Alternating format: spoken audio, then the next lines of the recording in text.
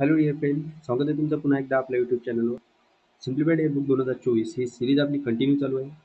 जर तुम्ही आधीचे व्हिडिओ बघितले नसेल तर सिम्पली तुम्ही यूट्यूबवर सिम्प्लिफाईड एअरबुक 2024 सर्च करून हे प्लेलिस्ट तुम्हाला मिळेल. तुम्ही कंटिन्यू सिक्वेन्सनुसार ते बुक व्हिडिओ बघा.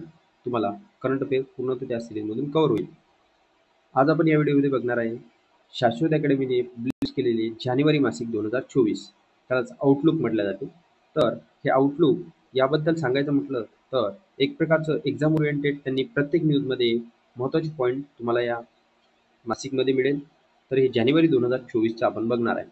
यामधील पार्ट बघणार आहे आपण इतर पुरस्कार. तर विश्लेषक आहेत महेश पाटील आणि मिथुन भोसले सर. तर बघा, यामध्ये इतर पुरस्कार आपण जे की प्रत्येक आपण राज्यस्तरीय, राष्ट्रीयस्तरीय, आंतरराष्ट्रीय जे काही लेवलचे आहेत सर्व काही पुरस्कार आपण बघितले. पण तरी पण काही पुरस्कार आपल्या नजरेखालून जाणे गरजेचे आहे. त्यासाठी ही व्हिडिओ मी तुमच्यापर्यंत घेऊन येत आहे. तर बघा, इतर पुरस्कारमध्ये जर बघितलं तर UNHCR United nation high commissioner for refugee म्हणजेच निर्वासितांसाठी जे काही पुरस्कार दिला, नॅन्से निर्वासितांसाठी पुरस्कार 2023चा, तो कुणाला मिळाला?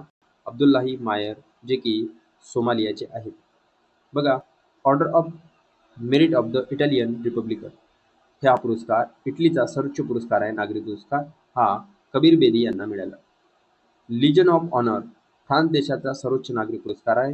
VR ललितांबिका म्हणजेच इस्रोमधील जे काही संशोधक आहेत त्यांना मिळालेलं आहे लिजन ऑफ ऑनर, फ्रान्स देशाचा सर्वोच्च नागरी पुरस्कार. दुसरं जर बघितलं आपण, night of the order of the arts and letters, हे फ्रान्स देशाचा नागरी सन्मान आहे. हा अर्शिया सत्तार, प्रसिद्ध लेखिका आणि अनुवादिका आहे. अर्शिया सत्तार यांना नाईट ऑफ द ऑर्डर मिळाला, जे की फ्रान्स देशाचाच आहे. आणि लिजन ऑफ ऑनर जर म्हटलं तर ललितांबिका हे इस्रोच्या संशोधक आहेत, यांना मिळाला. यामध्ये कन्फ्युजन व्हायला नको.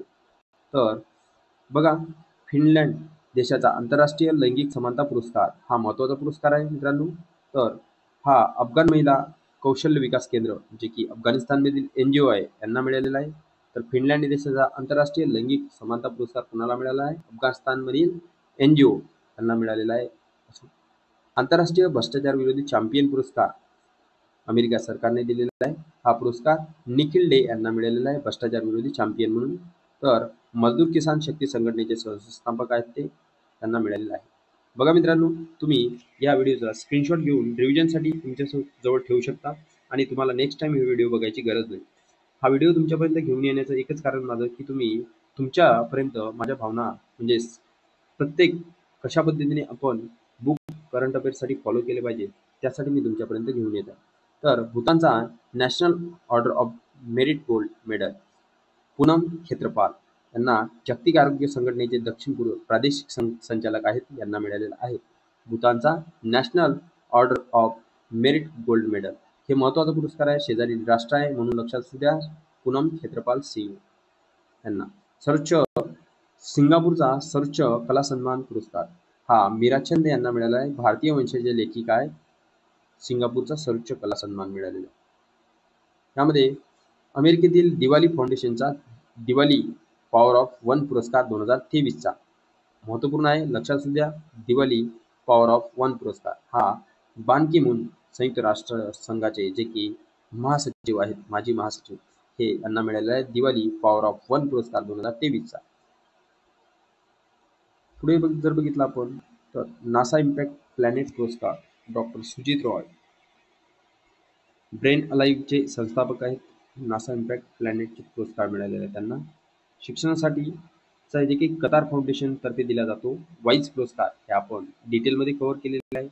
बरेचसे यामधील पुरस्कार आपण डिटेलमध्ये कव्हर केलेले आहे, पण आपण आज वन लाईनर स्वरूपात बघणार आहे, जे की वन लाईनर स्वरूपात अशा पद्धतीने विचारू शकतात. म्हणून वाईज पुरस्कार शिक्षणासाठी जर बघितलं कतार फाउंडेशन तर्फे दिला जातो. हा पुरस्कार साफिना हुसेन मिळाला.